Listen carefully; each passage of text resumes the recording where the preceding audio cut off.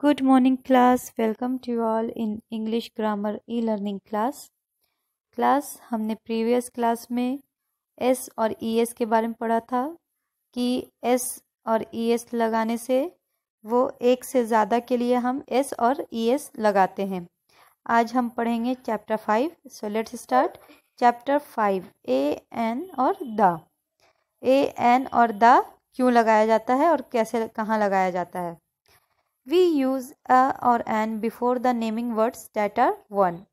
A is used with naming words that begin with consonant sound.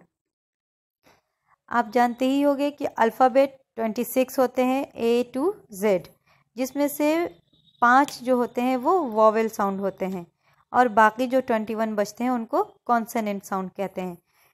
तो आ जो use होता है वो कॉन्सोनेंट साउंड में यूज़ होता है, यानी जो भी वर्ड कॉन्सोनेंट साउंड से स्टार्ट होता है उसके शुरू में आ लगाया जाता है. जैसे a lion, a horse, a rose, a basket, a peacock, a sheep. An is use with naming words that begin with vowel sound. An use होता है जो भी वर्ड जो है वो नेमिंग वर्ड जो है वॉवेल साउंड से स्टार्ट होता है उसके शुरू में एन लगाया जाता है. आपको अभी बताया कि वॉवेल जो होते हैं वो 5 होते हैं.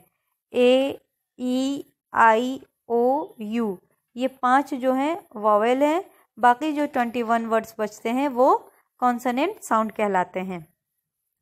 तो वॉवेल से पहले एन यूज़ होता है. जैसे एन एप्पल, एप्पल स्पेलिंग है APPLE, तो एप्पल में जो ए है वो वॉवेल है तो उससे शुरू में हम एन लगाएंगे. इसी तरह an umbrella, an aeroplane, an orange, an onion, an owl. A और एन जो यूज़ होता है वो एक जो उस पे यूज़ होता है जिसको हम गिन सकते हैं. अगर एक से ज़्यादा हो, अगर प्लूरल हो तो उसके शुरू में ए और एन यूज़ नहीं होता है, बल्कि वहाँ पर फिर दूसरा मेनी यूज़ होता है. आपको मैंने प्रीवियस क्लास में पढ़ाया था कि मेनी जो होता है वो एक से ज़्यादा के लिए मेनी यूज़ करते हैं. तो इसी तरह अगर एक है, किसी चीज़ को हम गिन सकते हैं तो उसके शुरू में ए और एन लगाएंगे. और अगर हम किसी को गिन नहीं सकते हैं, वो प्लूरल है, एक से ज़्यादा है, तो उसके शुरू में फिर ए और एन नहीं लगता है. The is used for the things that are only one of their kind. Then का जो यूज़ होता है, उसका जो इस्तेमाल होता है वो यूनिक लोगों पर इस्तेमाल होता है या फिर किसी चीज़ों के साथ इस्तेमाल होता है जो केवल एक हो, जिनका कोई दूसरा ना हो. उसके शुरू में द का यूज़ होता है. जैसे the sun, the earth, the sky, the moon. Sun क्या होता है, बस एक ही होता है तो इसलिए उसके शुरू में द लगा सकते हैं, द लगता है.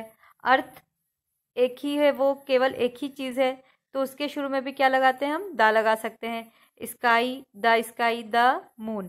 तो द का जो यूज़ होता है वो यूनिक लोगों के लिए यूज़ होता है या फिर उस चीज़ों के साथ इस्तेमाल होता है जो केवल एक हो, जो जिनका कोई दूसरा ना हो, तो उनके शुरू में द का इस्तेमाल होता है.